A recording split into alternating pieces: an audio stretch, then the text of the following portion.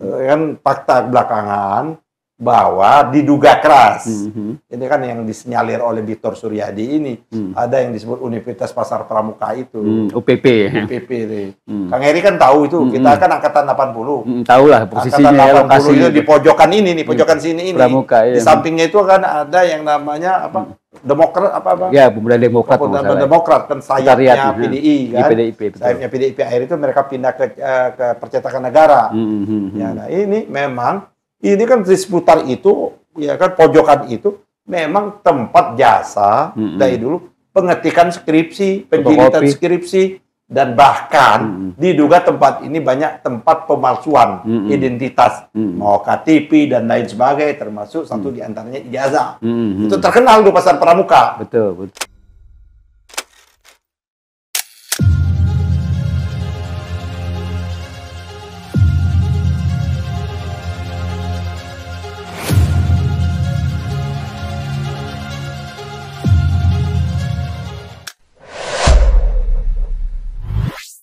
Assalamualaikum warahmatullahi wabarakatuh, pemirsa Masumi TV, Ahmad Yani Channel dan Matra 64.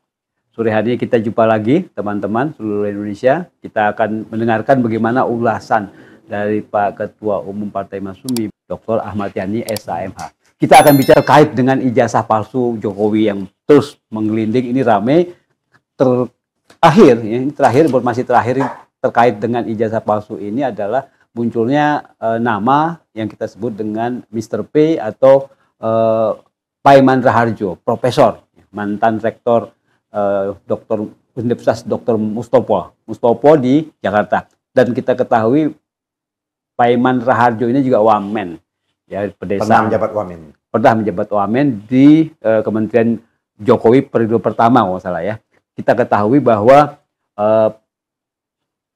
siapa ini? Paiman Raharjo inilah yang mengancam Roy Suryo. Ini kita mau tahu apa hubungannya ancam-mengancam ini sampai kalau Anda mau selamat ya, kalau keluarga mau aman, bla bla bla bla, itu kira-kira ancamannya seperti itu. Kemudian belakangan konon dinyatakan permohonan maaf dari Paiman ke Roy Suryo. Kita nggak tahu bagaimana, tapi yang pasti siapa sih yang namanya Paiman Raharjo ini, kita akan dengarkan bagaimana ulasan Pak Ketum. Ya, saya Kang Heri, Assalamualaikum warahmatullahi wabarakatuh. Memang saya mendengar dari Mas Roy Suryo ya.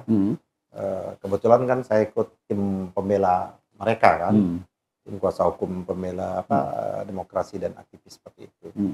Nah, memang kita mendengar bahwa masuk ya kan melalui handphonenya WhatsApp itu ada ya kan orang mau WA dia, yang memang kan Roy Suryo mengenal sama orang ini kan.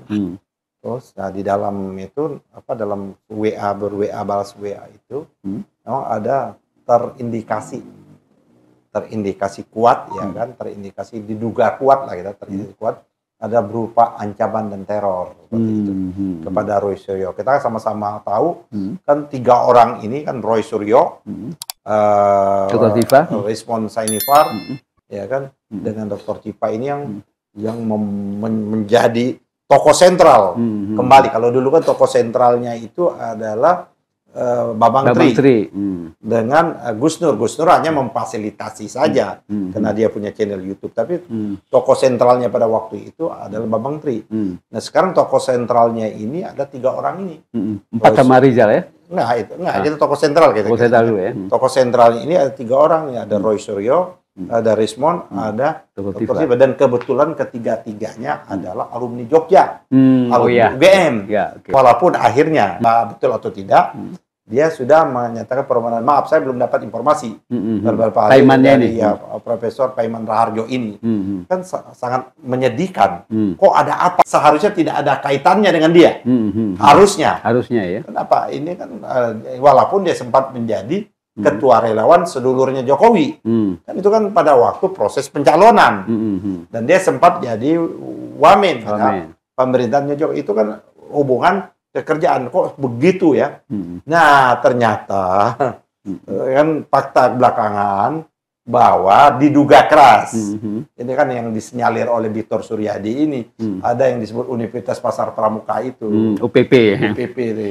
Kang Heri kan tahu itu. Kita kan angkatan 80. Tahu lah posisinya ya, angkatan 80 lokasi itu di pojokan ini nih, pojokan sini ini. Pramuka, iya. Di sampingnya itu kan ada yang namanya apa? Demokrat apa? Ya, Pemuda Demokrat. Pemuda Demokrat kan sayapnya PDI kan. PDIP, sayapnya PDIP akhir itu mereka pindah ke Percetakan Negara. Ya, nah ini memang ini kan di seputar itu ya kan pojokan itu memang tempat jasa dari dulu pengetikan skripsi, penjilitan skripsi dan bahkan diduga tempat ini banyak tempat pemalsuan identitas mau KTP dan lain sebagainya termasuk satu diantaranya ijazah. Itu terkenal di Pasar Pramuka. Betul. Itu berakhirnya Pasar Pramuka itu kan kita angkatan 40 itu adalah setelah reformasi Pak Eri. Setelah reformasi terus ada kebakaran kan udah nggak ada lagi. Kan sekarang kan udah tertutup, sebagian udah ada jadi pom bensin dan sebagainya gitu. Nah ini memang ini terkenal lah. Kalau orang Jakarta dulu kita kenal tahu itu. Pasti ya. Tempat apalagi kayak saya kuliah saya kan di Hutan Kayu. Kan selalu lihat saya kan kos saya di Percetakan Negara tahu tuh bolak-balik. Wah, ya kan tahu. Jadi apa prosesnya itu sangat tahu lah di pojokan itu butuh itu 24 jam. Jadi kalau orang juga mau ada pengadaan, mau apa-apa, mau ikut proyek-proyek di Pemda DKI atau di wali kota Jakarta di Jakarta itu semuanya itu mau menyiapkan bahan-bahan semuanya itu di situ itu udah biasa itu kita bermalam-malam itu pusat yang ramai betul. Pusat fotokopi dan macam-macam semua itu pusat ramai betul. Apalagi memang itu sentralnya dulu kan ada kampus UI ya kan, berbagai macam ada Jayabaya di pojok sana, ada UKI, UNAS juga, ya, ada banyak. Ini memang sekitar ini kan itu ya banyak ya, terus ada YAI, ya kan seperti itu. Jadi memang apa namanya pusat ini ya kan dia. Nah ini memang tempat aktivitas. Nah dikabarkan konon kabarnya Profesor Paiman ini Raharjo ini punya kios juga di situ. Gitu. Penjilitan dan fotokopi katanya. Yang ini yang diduga keras oleh Victor Suryadi itu dialah yang mencetak tadi. Kita nggak tahu itu nanti kan kita nggak mau menuduh kan. Itulah yang diduga memproduksi itu. Dan ini melibatkan kelompok Solo tadi apa? Ada Anggi. Ya, ada Anggi, ada David apa? Ada Widodo. Nah, Widodonya itu yang itu ya. Nah, ada yang Jakarta ini pengurus ini aja partai PDIP. Di situ kan ada Pras, terus ada beberapa bahkan pada proses pendaftarannya dokumen-dokumen disampaikan juga sama yang namanya Sarip ini dari Gerindra kan. Sarip ya. Itu. Saya ingat proses itu karena waktu itu saya ingat betul proses pencalonannya Joko Widodo ini untuk calon gubernur DKI ya. DKI. Karena saya tahu mendengar prosesnya kan pernah kita angkat. Saya pernah juga dipanggil oleh Kak Taufik Kemas pada waktu tahun 2012 atau 2011 saya lupa waktu itu. Ganjar masih wakil ketua komisi. Sebenarnya Ganjar bisa juga. Nah, Pak Jokowi itu saya nggak kenal Pak Heri. Ya kan, saya nggak kenal. Terus Pak Taufik Kemas itu, ya kan, menyatakan, Dek, kan dia dekat sama saya juga Pak Taufik Kemas itu. Karena sama-sama Palembang ya, dia coba nilai ini orang ini bisa menang nggak lawan Fauzi Bowo.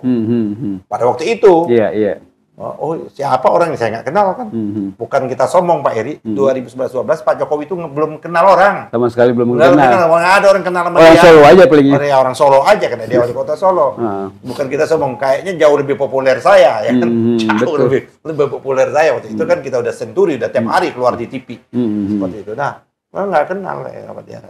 Terus ini Kak bilang kalah ini. Fauzi Bowo kalah. Ya saya juga yakin kalah juga nih orang ini kata. Tapi ada hal yang menurut Kak apa yang pernah disampaikan oleh Bang Pandan Nababan bahwa Pak Taufik juga ternyata disampaikan juga apa yang disampaikan ke saya disampaikan juga ke Bang Pandan Nababan. Kak Taufik itu sangat tidak yakin bahwa Pak Jokowi ini akan setia. Dia bacakan satu saat orang ini akan berkhianat dan menusuk kita. Faktanya kan hari ini dirasakan oleh kawan-kawan PDIP seperti itu. Dan itu disampaikan almarhum. Ternyata bukan hanya sama saya aja, disampaikan juga kepada Pak Panda dan disampaikan juga orang menyebut dulu ada PDIP itu ada DPP malam. DPP malam. DPP malam ini orang suka ngumpul-ngumpul dengan Pak Taufik. Padahal orang yang kumpul itu belum tentu juga dari Gerindra, PDIP. Dari PDIP ada berbagai macam lah. Kan termasuk saya pada waktu kan saya kan P3 kan, tapi hubungan kami dekat seperti itu. Jadi Pak Heri kembali lagi dengan Prof Paiman ini menurut saya itu kalau kita mau menduga-duga kenapa dia sampai WA mengancam kepada yang namanya Roy Suryo, mungkin dia merasa keterkaitan dia pada perannya ini. Kalau ini semakin terbongkar, nah kan inilah kita butuhkan aparat penegak hukum polisi itu betul-betul menegakkan kebenaran keadilan, memproses ini Pak Heri. Jadi bukan memproses orang yang melaporkan, orang yang dianggap mendukakan ini menyangkut karena dia pernah menjadi presiden Pak Heri. Kalau ijazahnya Pak Heri nggak ada orang nggak penting-penting amat ya, sorry ya Pak Heri. Emang iya semua kita. Ijazah saya juga orang nggak penting-penting karena saya bukan pejabat. Bahkan orang bisa mempersoalkan juga karena saya pernah jadi anggota DPR. Iya. Seperti itu. Tapi kelihatannya polisi harus manggil Pak Iman kan? Harusnya menurut saya ini dengan ada petunjuk, ini kan petunjuk Pak Heri. Petunjuk. Ditanya betul nggak dia punya kios, ya kan itu aja dari awal, seperti itu. Karena dia kan betul nggak dia kalau ketua relawannya Joko Sedulur, iya Pak Heri. Jadi ini semakin Pak Heri, ini banyak mengorbankan orang. Kebohongan itu Pak Heri, bohongan itu bisa ditutup-tutupi, tapi dia nggak bisa dihilangkan.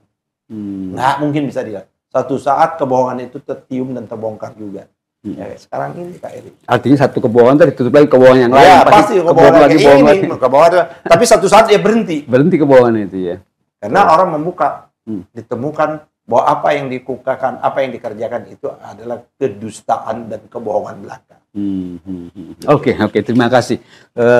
Pemirsa sekalian, tadi kita sudah dengarkan kelihatannya yang namanya Pak Iman Raharjo ini kalau polisi benar-benar fair gitu ya, dipanggil juga lah yang namanya Pak Iman itu ditanyakan kenapa kok ada ini, apalagi sampai mengancam seperti itu. Ya.